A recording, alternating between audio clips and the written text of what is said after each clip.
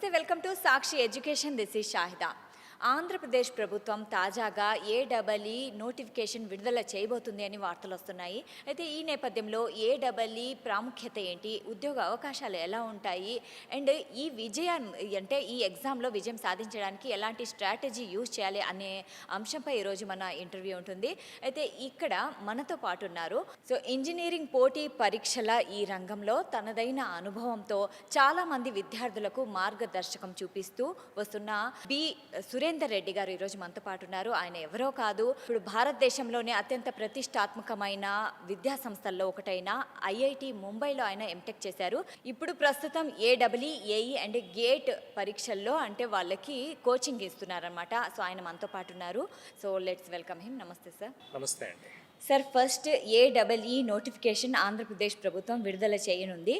అయితే ఈ నేపథ్యంలో ఏడబ్ల్ఈ అంటే ఏంటి, దీని ప్రాముఖ్యత ఏంటి sir? Thanks for inviting me for this interview. So AWE అంటే మనకి అసిస్టెంట్ ఎగ్జిక్యూటివ్ ఇంజనీర్ అండి. ఇది పవర్ సెక్టార్ డిపార్ట్మెంట్లో ఎంట్రీ లెవెల్ పొజిషన్ అనమాట. జనరల్గా బీటెక్ అయిపోయిన విద్యార్థులు ఈ ఏడబ్ల్ఈ అనే ఎగ్జామ్ ద్వారా పవర్ సెక్టార్ డిపార్ట్మెంట్స్, మనకి 3 డిపార్ట్మెంట్స్ ఉన్నాయి. AP Genco, AP Transco and AP discoms. ఈ 3 విభాగాల్లోకి ఎంట్రీ లెవెల్ ఇంజనీర్ పొజిషన్ని మనం ఏడబ్ల్ఈ అంటాము, అసిస్టెంట్ ఎగ్జిక్యూటివ్ ఇంజనీర్. సో ఇప్పుడు ఈ పొజిషన్స్ కోసం ఆంధ్రప్రదేశ్ గవర్నమెంట్ అనేది నోటిఫికేషన్ విడుదల చేయబోతుంది. రీసెంట్గా జరిగిన క్యాబినెట్ మీటింగ్లో నిర్ణయం తీసుకున్నారు. అప్రాక్సిమేట్గా మనకి 649 పొజిషన్స్ ఏడబ్ల్యూ వేకెన్సీస్ ఉన్నాయి. వాటిని వివిధ ఎగ్జామ్స్ ద్వారా రిక్రూట్ చేసుకుంటామని కూడా చెప్పారు. ఇందులో మనకి 649లో అప్రాక్సిమేట్గా ఒక 550 పొజిషన్స్ వరకు ఎలక్ట్రికల్ ఇంజనీరింగ్ బ్యాక్గ్రౌండ్స్ ఉన్న వాళ్ళు ఉంటాయండి. మిగతా 100 పొజిషన్స్ వచ్చేసి electronics engineering and civil engineering background ఉన్న వాళ్ళకి ఉంటాయి. సార్, ఏడబ్ల్ఈ ఎగ్జామ్ పాస్ అయిన తర్వాత, ఆ ఉద్యోగం వచ్చిన తర్వాత దీంట్లో ప్రమోషన్స్ ఎలా ఉంటాయి? జనరల్గా అండి, ఇప్పుడు ఈ ఏడబ్ల్యూ అంటే ఎంట్రీ లెవెల్ పొజిషన్ అని చెప్పాను కదా నేను. ఈ ఎంట్రీ లెవెల్ పొజిషన్స్ దగ్గర జనరల్గా వాళ్ళకి శాలరీ అనేది 95,000 నుంచి 1,20,000 వరకు మధ్యలో ఉంటుందండి మంత్లీ.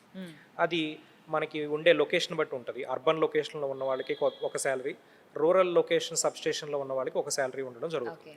అలానే మళ్ళీ జెన్కోలో ఉన్న వారికి కొంచెం ఎక్స్ట్రా శాలరీ ఉంటుంది. వాళ్ళకి అలయన్సెస్ ఎక్కువ ఉంటాయి. ట్రాన్స్కో డిస్కమ్స్ కంపేర్ చేసుకుంటే జెన్కోలో శాలరీస్ ఎక్కువ ఉంటాయి అన్నమాట. అయితే మనం ఎప్పుడైతే అసిస్టెంట్ ఎగ్జిక్యూటివ్ ఇంజనీర్గా అపాయింట్ అవుతామో ఒక 3-4 ఇయర్స్ తర్వాత మనకి ఫస్ట్ ప్రమోషన్ రావడం జరుగుతుంది. ఈ ఫస్ట్ ప్రమోషన్లో అసిస్టెంట్ ఎగ్జిక్యూటివ్ నుంచి అసిస్టెంట్ డివిజనల్ ఇంజనీర్ అవుతారు. తర్వాత ప్రమోషన్లో డివిజనల్ ఇంజనీర్, తర్వాత సూపరింటెండెంట్ ఇంజనీర్, అలా చీఫ్ ఇంజనీర్ వరకు వెళ్ళే అవకాశాలు ఉన్నాయి.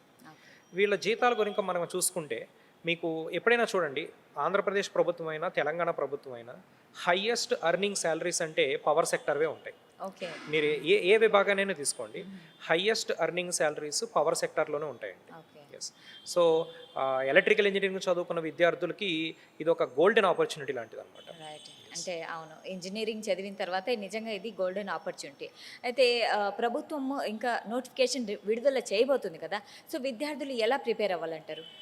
అంటే మనకి అందుతున్న సమాచారం ప్రకారం అండి, క్యాబినెట్లో ఆల్రెడీ నిర్ణయం తీసుకున్నారు. డిపార్ట్మెంట్లో కూడా డ్రాఫ్ట్ అనేది ప్రిపేర్ చేయడం జరిగింది. సో ఎనీ మూమెంట్ మనకి నోటిఫికేషన్ వచ్చే అవకాశాలు ఉన్నాయి. అయితే ఇప్పుడు మనకి 3 విభాగాల్లో నియామకాలు జరుగుతున్నాయని చెప్పాం కదా, జెన్కో, ట్రాన్స్కో, డిస్కమ్స్. మళ్ళీ డిస్కమ్స్లో మనకి సపరేట్గా 3 విభాగాలు ఉంటాయి. ఎస్పీడీసీఎల్ ఉంటుంది, సిపిడిసిఎల్ ఉంటుంది, ఈపీడీసీఎల్ ఉంటుంది. అలా మనకి ఓవరాల్గా ఒక 5 ఎగ్జామ్స్ ద్వారా ఈ పోస్ట్స్ అన్నీ కూడా రిక్రూట్ చేసే అవకాశాలు ఉన్నాయి. Genco separate exam, Transco separate exam, 3 discoms కలిపి సపరేట్ ఎగ్జామ్స్ కండక్ట్ చేసే అవకాశాలు ఉన్నాయి. దీనికి మేము అందుతున్న సమాచారం ప్రకారం మనకి ఒక 3 నుంచి 4 నెలల లోపు ఈ ఎగ్జామ్స్ ఉండే అవకాశం ఉంది. అంటే సుమారుగా స్టూడెంట్స్కి 90 నుంచి 100 రోజులు ప్రిపేర్ అవ్వడానికి అవకాశం ఉంది. ఓకే. అయితే సార్, స్ట్రాటజీ ఎలా ఉండాలి ఈ ఎగ్జామ్లో? ఈ ఎగ్జామ్స్ అనేవి ప్యూర్గా మనం ఇంజనీరింగ్లో చదువుకున్న సబ్జెక్ట్స్ని బేస్ చేసుకుని ఉంటాయండి. ఓకే, ఫర్ ఎగ్జాంపుల్ మీరు ఎలక్ట్రికల్ ఇంజనీరింగ్ తీసుకుంటే electrical circuits, power systems, machines, power electronics, control systems, measurements, ఇలాంటి సబ్జెక్ట్స్ ఉంటాయి. అయితే ఇంజనీరింగ్లో చదువుకున్న సబ్జెక్ట్సే కాబట్టి ప్రాపర్ బేసిక్స్ ఉండి, తర్వాత మనకి ఇంతకుముందు ఎగ్జామ్స్లో జరిగిన క్వశ్చన్స్ని కనుక బాగా ప్రాక్టీస్ చేసుకుంటే ఈ ఎగ్జామ్స్ని క్రాక్ చేయడం అనేది పెద్ద విషయం కాదు అనేది నా అభిప్రాయం. ఏడబ్ల్ఈ ఎగ్జామ్లో క్రాక్ చేయాలంటే ఏ సబ్జెక్ట్ మీద ఎక్కువ గ్రిప్ ఉండాలి? జనరల్గానండి ఈ ఎగ్జామ్ మనకి 100 మార్కులకి కండక్ట్ చేయడం జరుగుతుంది. అందులో 75 నుంచి 80 మార్కులు మనకి కోర్ ఇంజినీరింగ్ సబ్జెక్ట్స్ ఉంటాయి. ఒక 20-25 మార్క్స్ అనేవి జనరల్ స్టడీస్ ఉంటాయి. జనరల్ స్టడీస్ అంటే యాప్టిట్యూడ్, ఇంగ్లీష్ ఉంటాయండి. మనకి ఆంధ్రప్రదేశ్ ఎగ్జామ్స్లో హిస్టరీ, జాగ్రఫీ లాంటివి లేవు. తెలంగాణలో అయితే అవి కూడా ఉంటాయి. బట్ ఆంధ్రప్రదేశ్లో ఓన్లీ యాప్టిట్యూడ్ అండ్ ఇంగ్లీష్ మాత్రమే, రీజనింగ్ మాత్రమే ఈ జనరల్ స్టడీస్ పార్ట్లో ఉంటుంది. But majority of the exam అనేది మీకు కోర్ ఇంజనీరింగ్ సబ్జెక్ట్స్ మీద బేస్ చేసుకుని ఉంటుంది. ఈ ఇంజనీరింగ్ సబ్జెక్ట్స్లో కూడా ఒక 5 to 6 సబ్జెక్ట్స్ అనేవి చాలా ఇంపార్టెంట్ రోల్ ప్లే చేస్తాయి. ఫర్ ఎగ్జాంపుల్ మీరు ఎలక్ట్రికల్ ఇంజనీరింగ్ బ్యాక్గ్రౌండ్ తీసుకుంటే machines, power systems, power electronics and control systems and networks, వీటితో పాటు మెజర్మెంట్స్, ఈ 5 నుంచి 6 సబ్జెక్టులని మనం బాగా ప్రాక్టీస్ చేయగలిగితే మెజారిటీ ఆఫ్ ద మార్క్స్ మనం స్కోర్ చేయడానికి అవకాశాలు ఉంటాయి. రిమైనింగ్ సబ్జెక్ట్స్ని మనం ఏం చేయాలంటే టాపిక్ వైజ్గా ఏ టాపిక్స్ అయితే ఈజీగా ఉంటాయి, స్కోరింగ్గా ఉన్నాయో అవి తీసుకుని కొంచెం కష్టంగా ఉన్న టాపిక్స్ మిగతా సబ్జెక్ట్స్లో మనం చాయిస్ తీసుకోవడానికి అవకాశం ఉంటుంది. ఓకే, అంటే ఒక సబ్జెక్ట్లో ఎక్కువ మార్కులు వస్తాయి ఈ సబ్జెక్ట్ మీద కాన్సన్ట్రేట్ చేస్తే అనేది ఏమన్నా ఉందా? ఉందండి. ఇప్పుడు machines, power systems, power electronics అండి, ఈ 3 సబ్జెక్ట్స్ నుంచి మనకి అప్రాక్సిమేట్గా 35 to 40 మార్క్స్ కవర్ అయిపోతాయి 100 మార్కులు. సో ప్రతి ఒక్కరు కూడా ఈ 3 సబ్జెక్ట్స్ని బాగా ప్రాక్టీస్ చేయాలి. ఆ తర్వాత మనకి electrical circuits and control systems and measurements, ఈ 3 సబ్జెక్ట్స్ నుంచి కలుపుకుంటే అప్రాక్సిమేట్గా ఒక 15 మార్కులు వచ్చే అవకాశాలు ఉన్నాయి. సో నేను చెప్పిన ఫస్ట్ 3 సబ్జెక్టులో మనకి ఒక 40 మార్కులు, నెక్స్ట్ 3 సబ్జెక్ట్స్లో ఒక 15 మార్కులు, 55 మార్కులు ఈ 6 సబ్జెక్ట్స్ నుంచే వచ్చే అవకాశాలు ఉన్నాయి.